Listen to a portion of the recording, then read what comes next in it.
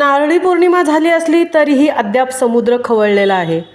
अशातच रत्नागिरी तालुक्यातील पूर्णगड समुद्रात मासेमारीसाठी गेलेली नौका गुरुवारी सायंकाळी बुडाली। खराब वातावरणामुळे नौकेत पाणी भरल्याने ही दुर्घटना घडली। नौकेवरील 2 खलाशांना मत्स्य विभागाने कोस्टगार्डच्या हेलिकॉप्टरने रेस्क्यू करत त्यांचे प्राण वाचवले। मागील काही दिवसांपासून पावसाचा जोर वाढला असून पावसासोबत वेगवान वारे वाहत आहेत। समुद्रात तयार झालेल्या कमी दाबाच्या पट्ट्यांमुळे समुद्र देखील खवळला आहे। पाण्याला करंट मिळत आहे। याचाच फटका पूर्णगड समुद्रात मासेमारी करणाऱ्या नौकेला बसला आहे। विनोद भागवत नामक मालकाची ही नौका असल्याचे माहिती मिळत आहे। ही नौका लोखंडी होती असे येथील स्थानिक ग्रामस्थांनी सांगितले। या मासेमारी नौकेवर 2 खलाशी होते। पूर्णगड समुद्रात 12 वाव अंतरावर ही नौका मासेमारी करत होती। यावेळी समुद्रातील वातावरण खराब झाल्याने बोटीत पाणी भरण्यास सुरुवात झाली।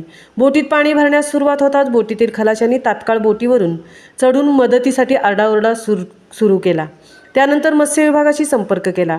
यानंतर मत्स्य विभागाचे अधिकारी आनंद पालव यांनी बोटीवरील खलाशांना वाचवण्यासाठी हेलिकॉप्टरच्या मदतीसाठी कोस्टगार्डच्या अधिकाऱ्यांशी संपर्क करण्यात आला। कोस्टगार्डच्या अधिकाऱ्यांनी खलाशांच्या रेस्क्यूसाठी हेलिकॉप्टर रवाना केले। अखेरच्या क्षणी हेलिकॉप्टरच्या मदतीने बुडणाऱ्या बोटीवरील 2 खलाशांना वाचवण्यात प्रशासनाला यश आले। गंगाधर व्यंकटरमण अंबिगा वय वर्ष 34, वासू वय वर्ष 33 या दोन्हीही कर्नाटकमधील खलाशांना वाचवण्यात मोठे यश कोस्टगार्डला आले आहे। महामुंबईसह मिलिंद खारपाटील, रत्नागिरी।